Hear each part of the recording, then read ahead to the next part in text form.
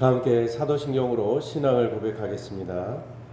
나는 전능하신 아버지 하나님 천지의 창조주를 믿습니다. 나는 그의 유일하신 아들 우리 주 예수 그리스도를 믿습니다. 그는 성령으로 잉태되어 동정녀 마리아에게서 나시고 본디오 빌라도에게 고난을 받아 십자가에 못 박혀 죽으시고 장사된 지 사흘 만에 죽은 자 가운데서 다시 살아나셨으며 하늘에 오르시어 전능하신 아버지 하나님 우편에 앉아 계시다가 거기로부터 살아있는 자와 죽은 자를 심판하러 오십니다. 나는 성령을 믿으며 거룩한 공교회와 성도의 교제와 죄를 용서받는 것과 몸의 부활과 영생을 믿습니다. 아멘. 함께 찬송가 135장을 찬양하겠습니다. 135장입니다.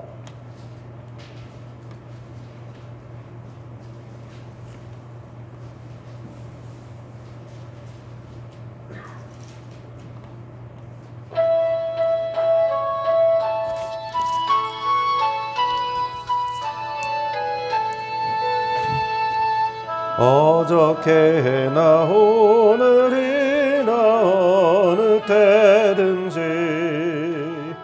영원토록 변함없는 거룩한 말씀 믿고 순종하는 이의 생명 되시며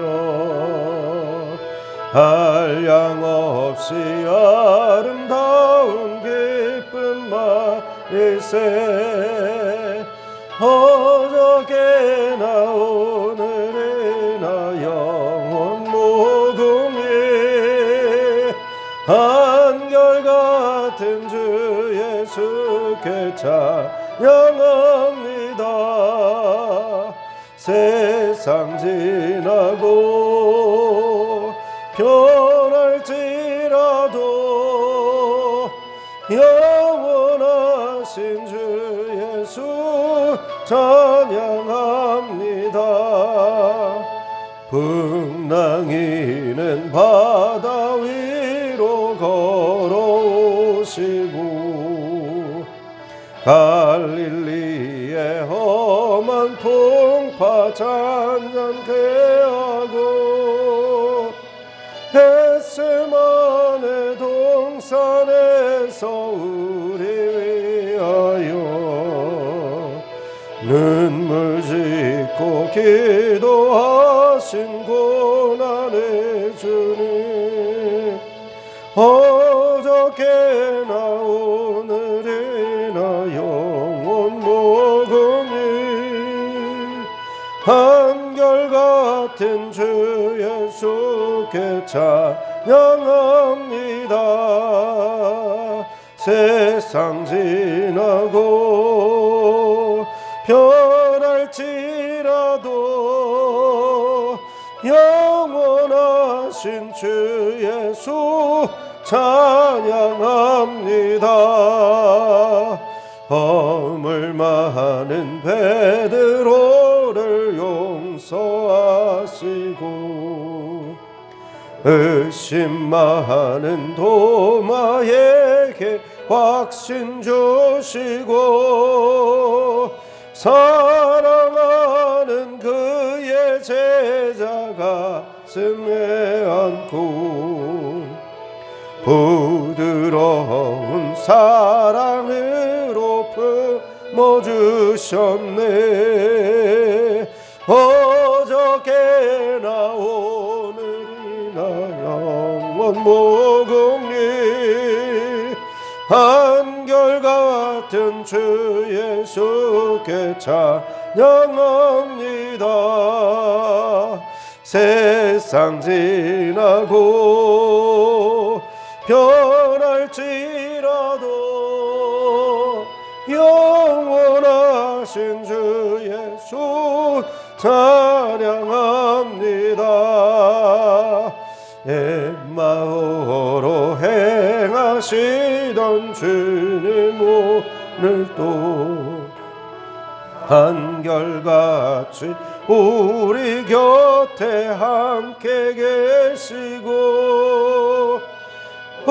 우리들을 영접하러 다시 오실 때 변함없는 영광의 주친이 오리 어저께나 오늘이나 영원 무궁히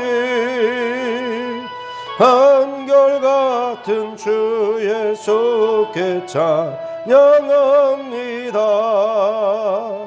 세상 지나고 변할지라도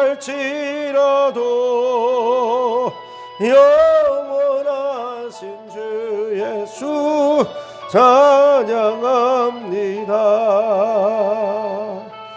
아멘.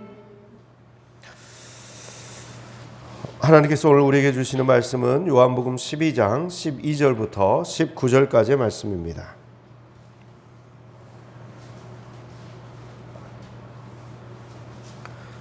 요한복음 12장 12절부터 19절까지의 말씀, 신약성경 167면에 있습니다. 요한복음 12장 12절로 19절까지 말씀을 우리 함께 교독하시겠습니다. 그 이튿날에는 명절에 온 큰 무리가 예수께서 예루살렘으로 오신다는 것을 듣고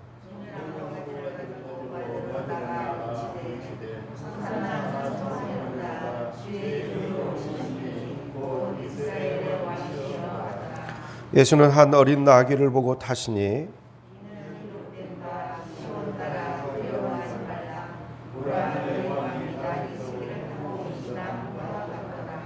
제자들은 처음에 이 일을 깨닫지 못하였다가 예수께서 영광을 얻으신 후에야 이것이 예수께 대하여 기록된 것임과 사람들이 예수께 이같이 한 것임이 생각났더라.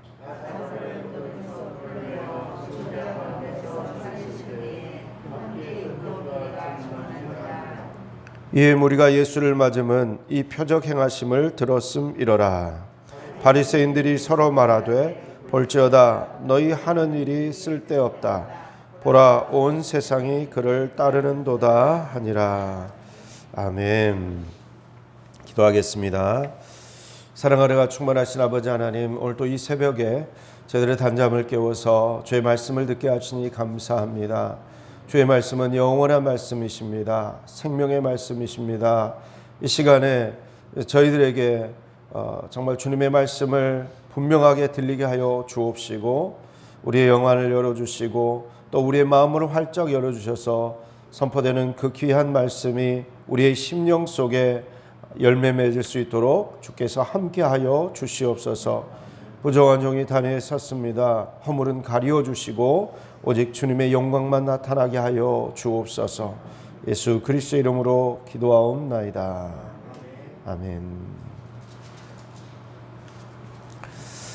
자, 오늘 본 말씀으로 바로 하나님 말씀을 나누도록 하겠습니다. 오늘 본문은 첫 시작 부분에 그 이튿날에는 이렇게 시작을 하고 있습니다. 자, 어떤 일이 있고 그 다음 날이라는 뜻이죠. 어떤 일이 있었는데 어제 무슨 일이 있었을까요? 우리가 본문을 계속 연속적으로 좀 살펴보고 있는데 어제는 바로 마리아가 향유를 예수님의 발에 부어 예수님의 장례를 준비하는 그러한 장면이 있었던 날이죠. 그 이튿날입니다. 그 이튿날 이제 오늘 우리가 읽은 이 본문의 말씀이 이제 나타나게 되는데 지금 계속해서 이제 그 어떤 날을 향해서 가고 있거든요. 그래서 요한 복음에 나타나는 이 요한은 계속해서 그 어떤 날을 지금 앞에다가 전제해 놓고 계속 날짜를 지금 세고 있어요.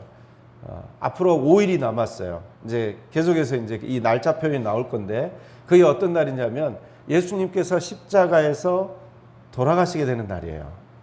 예, 그게 이제 지금 우리가 이 명절 계속해서 뭐 명절이 가까워지고 사람들이 왔다, 뭐 이런 식의 표현들도 등장하는데 이 명절은 바로 유월절을 말하는데 유월절은 굉장히 큰 유대인의 절기 중에 하나죠. 그 유월절 전날 예수님께서 돌아가십니다. 그래서 지금 그 날짜를 향해서 지금 계속해서 예수님께서 가고 계시는데 오늘은 어떤 일이 벌어지냐면 예루살렘에 그 유월절 명절을 맞아가지고 수많은 사람들이 와 있는 그 예루살렘으로 예수님께서 입성하시는 장면이 등장을 합니다. 사실 예수님께서는 수많은 사람들이 지금 예수님 나타나기만 해봐라, 잡아서 죽일 것이다, 이렇게 대제사장들과 서기관들, 바리새인들은 지금 다 한마음이 돼가지고 예수님을 잡으려고 하는 상황이거든요. 그래서 예수님께서 예루살렘에 올라가시면 안 될 것 같은 그런 위협이 있는 그런 그 자리예요. 근데 그 자리에 예수님이 올라가십니다. 올라가시죠. 근데 올라가시는데 참으로 놀라운 일이 벌어지죠. 당국자들은 지금 잡아 죽이려고 하는데 일반 백성들은 지금 예수님을 어떻게 하고 있습니까? 오늘 본문을 보니까 그들의 손에는 뭐가 있어요? 종려나무 가지. 자, 그리고 예수님은 뭘 타셨다 그랬어요? 나귀 새끼를 타고 예루살렘에 들어가시고, 그리고 그들이 선포했던 말이 있죠. 막 이제 환호성을 들으면서 했던 말이 뭐죠? 찬송하리로다. 호산나, 찬송하리로다. 주의 이름으로 오시는 이여.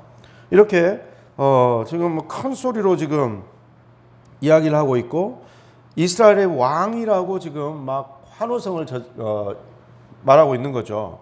마태복음 21장 10절에 이 동일한 이 사건을 기록을 하면서 온 성이 소동하였다라는 표현을 쓰고 있어요. 그게 뭔 말이냐면 지축이 흔들릴 정도로, 우리가 제가요 미국에 있을 때 한 번은 밤에 새벽 한 그때 4시였나 5시였나 자고 있는데 갑자기 몸이 막 흔들리더라고요. 그리고 이 문이 막 덜그럭거리면서 막 움직이는 거예요. 그래서 그 건너방이 우리 아들 방이었거든요. 야, 시원아, 왜 들어오고 싶으면 들어오지, 왜 이렇게 문을 막 흔들어, 왜 그래, 이렇게 말을 했던 적이 있어요.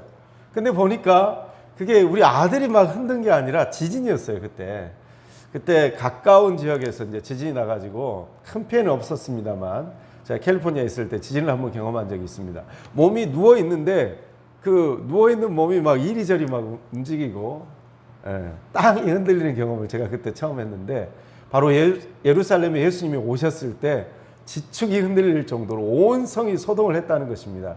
그리고 이렇게 고층 건물에서요, 사람들이 동일하게 이렇게 춤을 추거나 막 이렇게 점프하는 동작 있잖아요. 그리고 예배당이 이렇게 중 2층으로 돼가지고 이렇게 발코니처럼 쭉 길게 나와 있고 밑에 기둥이 없는 형식으로 지어진 예배당들이 있습니다. 그럼 그 2층에 올라가가지고 사람들이 찬양 집회를 할 때 막 일어나가지고 박수 치면서 이렇게 발을 구르거든요. 그럼 어떤 일이 벌어지나 아세요? 막 건물이 요동을 쳐요. 휘청. 근데 이제 안전하게 지어져 있기 때문에 문제는 없습니다만, 그런 식으로 건물이 막 움직이는 걸 느낄 수가 있습니다.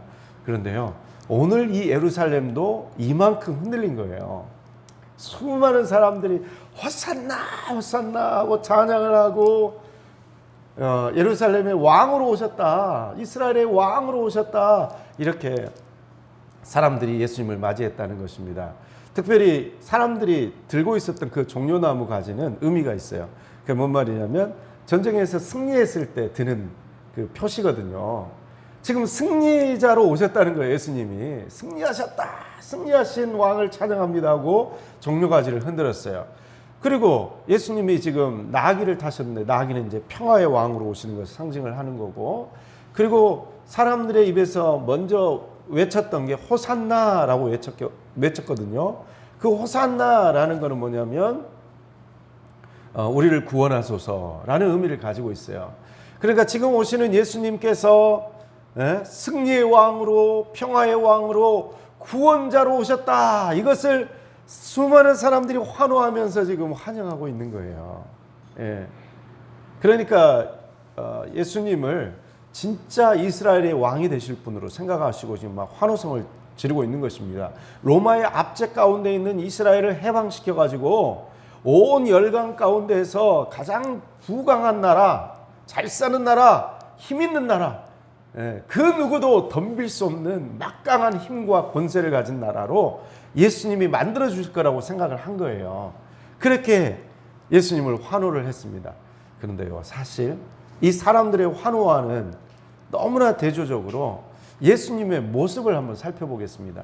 그럼 막강한 권세와 힘을 가지고 있는 분이라면 왕으로 오실 때 사실 늠름한 말을 타셨어야 돼요. 이집트에 수많은 준마들이 있었거든요. 그래서 그 하나님께서 구약에 처음에 이제 왕 제도를 사람들이 막 원하잖아요. 이스라엘 민족들이 원했을 때, 야, 너희들 왕 세우면 얼마나 피곤한지 아냐? 그가 너희 모든 자녀들을 다 이렇게 부려먹을 텐데 그래도 괜찮냐? 그래도 좋습니다. 우리도 다른 나라처럼 왕 주세요. 우리도 강한 나라 되고 싶어요. 이러면서 막 하는데, 야, 그 왕이 생기면 말이야, 말도 가지고 너희들 재산도 이렇게 더 많이 가지려고 할 텐데 그래도 괜찮아요. 왕 주세요. 우리도 다른 나라처럼 멋진 인간 왕이 필요합니다. 막 이런 식으로 막 이렇게 했었거든요. 그때 당시만 해도 왕은 말을 많이 가지지 마라, 이런 식으로 하나님께서 제한을 이렇게 두셨어요. 왜냐하면 그 말만 의지할까 봐, 하나님이 아닌 그 권력을 의지할까 봐 그렇게 제한을 두실 정도였는데, 우리 주님을 보세요. 적어도 이런 막강한 승리자요, 그리고 평화를 가져오시는 구원자로 오시는 분이시라면 아주 늠름하고 큰 준마를 타고 오셨어야죠. 그리고 멋진 안장을 그냥 위에다 탁 하고 멋지게 탁 폼을 잡고 따그닥 따그닥 따그닥 이렇게 와야 되지 않겠습니까? 저도 제주도에서 말을 한번 타봤습니다. 근데 그렇게 오지 않으셨다는 거예요. 예수님께서는 너무도 초라한 모습으로, 예수님은 골룡포를 입지 아니하시고 갈릴리 나사렛의 천민의 옷을 그대로 입으시고, 안장은 무슨 가죽 안장이에요. 안장에는 제자들의 그 겉옷, 누추한 겉옷이 깔려 있고, 길바닥에는 양탄자가 깔려 있는 것이 아니라 그 길바닥에는 다른 성경을 보니까 사람들이 자기 겉옷을 벗어가지고 양탄자를 대신했다 그랬어요. 아주 초라하지 않습니까? 나귀라도 좀 키 큰 나귀를 탔으면 좋겠는데 그것도 아니고, 나귀 중에서도 아주 볼품없는 나귀 새끼, 연약한 그 나귀 새끼를 타고 주님이 입성하시는 거예요.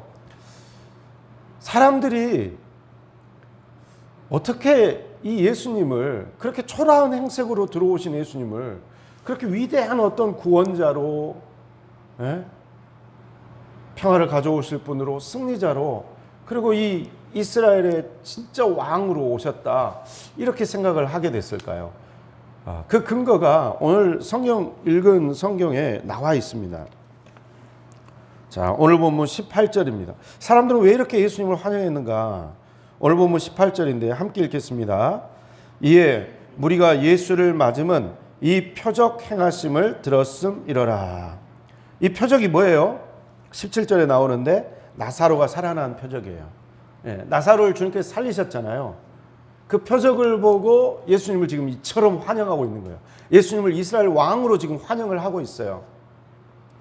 자, 이제 여기서 우리가 한번 좀 살펴볼 필요가 있죠. 자, 이 사람들은 정말 예수님을 진정한 메시아로 믿고 있었는가? 라는 이 부분에 대해서 한번 좀 우리가 살펴볼 필요가 있습니다. 그들이 꿈꾸었던 이스라엘 왕은 힘과 권세를 가지고 로마의 압제로부터 정치적인 해방, 경제적 그리고 사회적인 자유를 가져오실 분으로 믿었습니다. 그러나 우리는 다 알고 있죠. 5일 뒤면 예수님은 어떤 상황에 놓이게 됩니까? 십자가를 지시게 됩니다. 그런데 재미있는 것은요, 이때 종려나무 가지를 흔들고 호산나 찬양했던 이 무리가 동일하게 또 환호성을 지릅니다. 외치게 되는데 5일 뒤에는 어떤 외침을 하게 되냐면 십자가에 못 박아라. 예수님을 향해서 십자가에 못 박아라. 온 성이 떠나갈 정도로 소리를 지르게 됩니다. 그렇다면 이 무리들의 가지고 있었던 예수님에 대한 믿음은 진정한 믿음이었다라기보다는 그들이 만들어낸 허상이었을 가능성이 많아 보입니다. 그들이 꿈꾸었던 나라, 그들이 꿈꾸는 세상, 그리고 그들이 꿈꾸었던 자신의 행복, 그것이 예수님의 생각과 그리고 하나님께서 우리에게 주시고자 했던 나라가 아니었다는 것입니다. 자기의 이기심과 욕심, 허망한 생각에 붙잡혀서 예수님을 마치 그 일을 이루어줄 분으로 환영하고 뜨겁게 맞이했다는 것을 우리가 알 수 있습니다. 그래서요, 이 모든 일을 제자들도 사실은 이 무리들과 별반 차이가 없었습니다. 잘 깨닫지 못했어요. 그런데 언제 예수님을 진정한 메시아로 받아들이고 그리고 그분이 선포하셨던 하나님 나라가 우리가 꿈꾸었던 그 생각하는 그 나라가 아니었다는 것을 언제 깨닫게 되냐면 오늘 본문에 나오는데 16절입니다. 자, 16절 말씀 우리 함께 읽겠습니다. 제자들은 처음에 이 일을 깨닫지 못하였다가 예수께서 영광을 얻으신 후에야 이것이 예수께 대하여 기록된 것임과 사람들이 예수께 이같이 한 것임이 생각났더라. 아멘. 자, 제자들은요, 예수님께서 나귀 새끼를 왜 타고 오셔야 했는지, 예루살렘에 입성할 때 왜 사람들이 이런 환호성을 질렀는지를 잘 이해를 못했어요. 근데 언제 깨달았다고요? 영광을 받으신 후에, 그러면 십자가의 죽음과 부활을 경험한 후에야 제자들이 그 모든 것이 결국은 예수님의 한 걸음 한 걸음은 하나님의 말씀을 성취하기 위한 과정이었구나, 이것을 깨닫게 된 거예요. 그리고 그 예수님께서 진정으로 하나님의 아들이시구나, 이것을 깨닫게 된 거예요. 그래서 예수님이 하셨던 모든 말씀이 다 어떻게 돼요? 이제 믿어지는 거예요.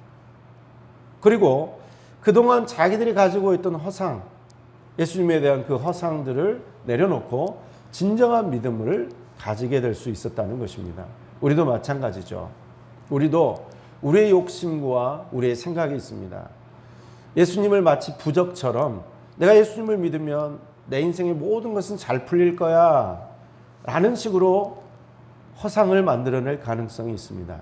그러나 예수님께서 단 한 번도 자신의 뜻대로 자기의 생각대로 움직이시지 아니하시고 예수님은 항상 하나님의 말씀대로 자기에게 예언된 성경 말씀을 성취하기 위해서 순종하셨다는 것을 알 수가 있어요.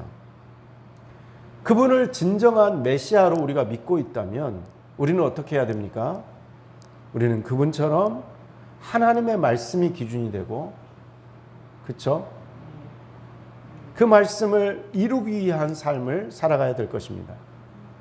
우리가 꿈꾸는 허상이 아니라, 우리가 욕망하는 나의 욕심이 아니라 하나님의 뜻이 이루어지기 위해서 우리가 말씀이 기준되는 삶을 살아가야 된다는 것입니다. 그래서 예수님께서는 나귀 새끼를 타신 거예요. 그래서 예수님께서는 그렇게 초라한 모습으로 예루살렘에 입성하신 거예요. 그것이 우리 모두에게도 필요하다는 사실입니다. 지금 우리가 예배를 드릴 때 이렇게 이 반주기를 쓰고 있는데요. 제가 이 반주기를 쓸 때마다 내가 얼마나 그동안 제 멋대로 박자로 찬양을 부르고 있었는지를 깨달았어요. 사실 반주자와 함께 찬양을 할 때는 이걸 알 수가 없어요. 왜냐하면 반주자는 제가 부르는 찬양 리듬에 맞춰가지고 반주를 하거든요. 제 속도에 맞춰가지고 제가 빠르면 빨라지고 제가 느려지면 느리게 해주고 다 맞춰줘요. 근데 얘는 고집이 아주 세요. 절대 바꾸지 않아. 자기 템포를. 그래서 제가 이렇게 찬양을 하다가 깜짝깜짝 놀라는 것은요, 이게 맞는 거예요. 4분의 3박자하고 8분의 6박자를 제가 자꾸 이렇게 박자 따라가기를 실패를 하더라고요. 보니까 4분의 3박자는 우리가 평소에 불렀던 그 빠르기보다 훨씬 빨라요. 상당히 빠르고 숨 쉴 틈을 주지 않고 그냥 막 진행이 됩니다. 이게 4분의 3박자가 아마 그 왈츠잖아요. 그리고 이게 예전에 이렇게 만들어졌을 때 궁중에서 이렇게 춤을 추는 무도회장에서 이 쓰였던 박자가 4분의 3박자거든요. 그러니까 이게 쉴 새 없이 움직이게 되는 거예요. 이 음악과 함께. 그런 것처럼 이 가사가 계속해서 막 이어지는 거예요. 여러분 혹시 이거 느끼셨습니까? 얘는 굉장히 고집이 셉니다. 그러니까 우리가 이 박자에 맞추는 게 필요한 거죠. 마찬가지입니다. 네. 누가 바뀌어야 됩니까? 하나님의 말씀이 바뀌어야 될까요? 아니면 내가 바뀌어야 될까요? 내가 바뀌어야 돼요. 내가 바뀌어야 돼요. 내가 신앙생활을 할 때 여전히 내 생각과 내가 만들어낸 예수님에 대한 허상을 가지고 움직이고 있어요. 그 사람은 굉장히 위험한 사람이에요. 왜요? 이렇게 막 환호했던 이 무리가 결국은 5일 뒤에 예수님을 십자가에 못 박아라 하고 외쳤던 그 무리로 탈바꿈하기 때문에 그래요. 지금은 환호하고 있어요. 그러나 지금 죽이려고 막 앞장서고 있는 대제사장들, 서기관들, 바리새인들, 그 사람들의 모습과 지금 엄청난 대조를 보이고 있죠. 그죠? 바리새인 서기관들은 지금 예수님을 직접 죽이려고 하고 있어요. 오늘 본문에서 이 무리들은 막 환호하고 있어요. 환영하고 있어요. 그러니까 다른 사람 같아 보이지만 결국 5일 뒤에 그 본질이 드러나게 되는데 어때요? 둘 다 똑같이 예수님을 십자가에 못 박아라. 이렇게 되는 거예요. 왜 이런 일이 벌어집니까? 왜 이런 일이 벌어집니까? 그 속에 말씀이 기준이 되지 않기 때문에 그래요.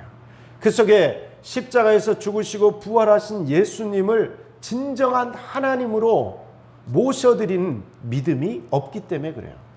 나의 욕망, 나의 욕심이 하나님이에요. 이 하나님의 모습에 예수님을 맞춘 거예요. 그러나 예수님은 그런 분이 아니십니다.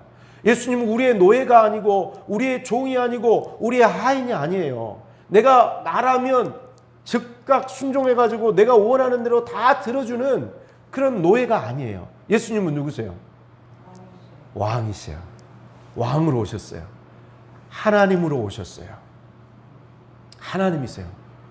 어디 인간이 감히 하나님에게 내가 원하는 걸 다 들어달라고 이렇게 이야기합니까? 그분은 하나님이시기에 그분의 뜻이 우리 인생의 기준이 돼야 돼요. 네. 때로 우리는 나귀를 타지 않고 늠름한 말을 갖고 싶어 해요. 하나님, 저거 이렇게 해주세요.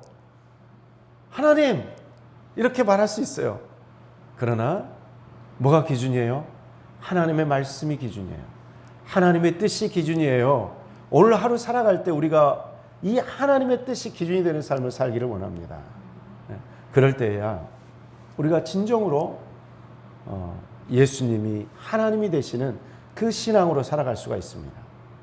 그래서 제자들도 예수님이 영광을 받으신 후에야 이 모든 것이 믿어지고 깨달아진 거예요.